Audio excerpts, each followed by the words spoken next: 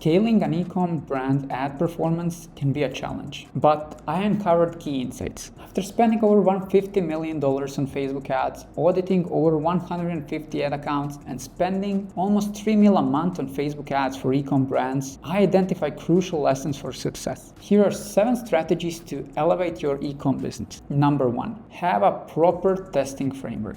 This one is the most important one. The success of Facebook ads depends on your creative, and more importantly, having them properly tested. Throwing spaghetti at the wall and hoping something stick may work in 2018. Maybe not even then, but it's not good enough now. You need to at least test different hooks, iterate on the winners, and that's a minimum. Group ads per concept or per angle and test each concept in its own ad set with multiple variations. This maximizes your chances of finding a winning creative. I have a more detailed video about creative testing process here. Number 2, start using the post ID. This hurts me the most when the brand has the exact same ad running in 2 different post IDs and the social proof is spread between them. So the ad is basically starting from scratch, both in Facebook eyes and in users' eyes. Here it has 13 likes, here it has 147. Imagine how much more powerful this ad would be if all the social proof is on one place. Media buying lesson number 1 is ensuring this is not happening. Create one ad, take its post ID if you're gonna run it in another ad set or campaign, and then whenever you duplicate that ad, the social proof stays there.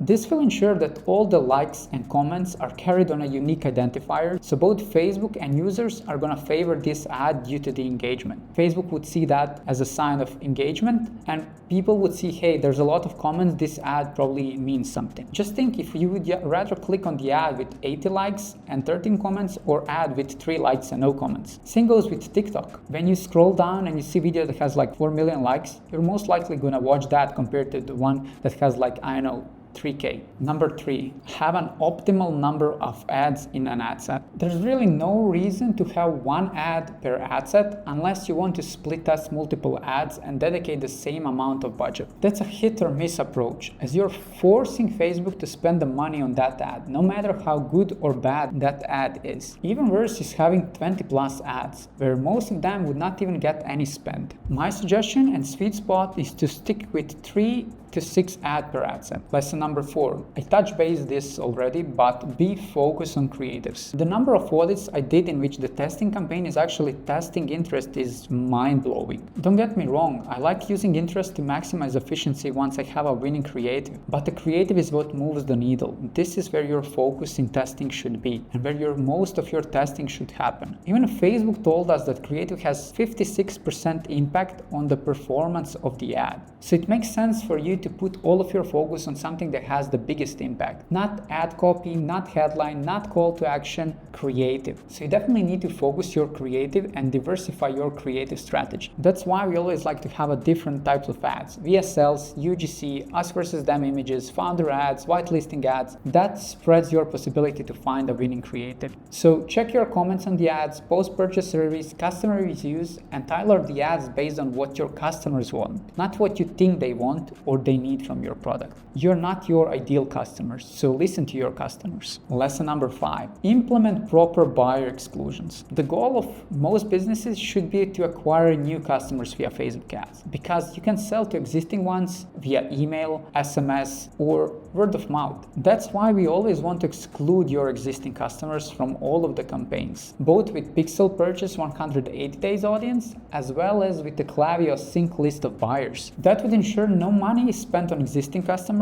and that would force Facebook to go after new people. If you don't know how to sync your Klaviyo list of buyers, check this video where I mentioned the exact step-by-step process. It's also super important to mention that in Advantage Shopping Plus, you need to manually set what percentage of budget that you want to spend on your existing customers. The setup is slightly different and most people overlook it. So if you do not set that right, Facebook can go after your existing buyers. So that's why I always define the existing customer audience and I put 0% cap for buyers. Lesson number 6. Understand the difference between click and view-through conversions. Multiple brands I audited thought they had amazing results in the dashboard, but when I dug deeper, especially in the conversion rate and the percentage of view conversions, I saw they had up to 70% of view-through conversions. And these conversions are usually not incremental on your Shopify revenue, and Facebook is claiming the sale that would probably happen either way, even without the ad. You can check that by clicking Compare Attribution Settings when you want to customize your column, and then you pick